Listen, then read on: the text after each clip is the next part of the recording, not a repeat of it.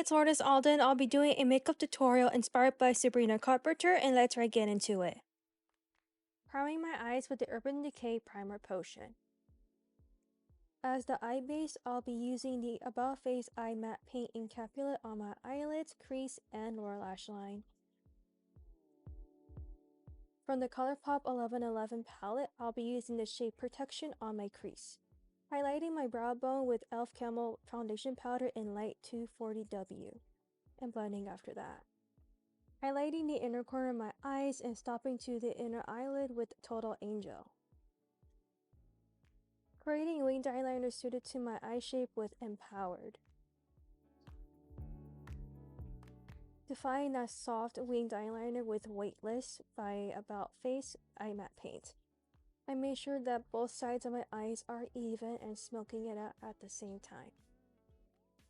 On my lower lash line, I'll be smudging Empowered and Divine.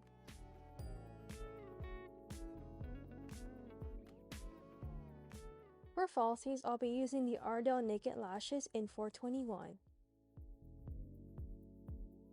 Priming my face with the e.l.f. Sun Touchable. This gives a whole face base a natural glow from within. Concealing and highlighting with LA Pro Coverage Concealer in Natural. Contouring my entire face with LA Girl Pro Coverage Concealer in Espresso. For blush, I'll be using the e.l.f. Camo Liquid Blush in Come In Hot Pink. Highlighting above the blush with Rare Beauty Liquid Highlighter in Enlighten. Setting my liquid blush with ColourPop Powder Blush in Prairie Air. Highlighting points in my face again with ColourPop Super Shock Eyeshadow in Ritz. Setting parts of my face with the e.l.f. Camo Powder Foundation in Light 240W, including a touch of blush on the nose.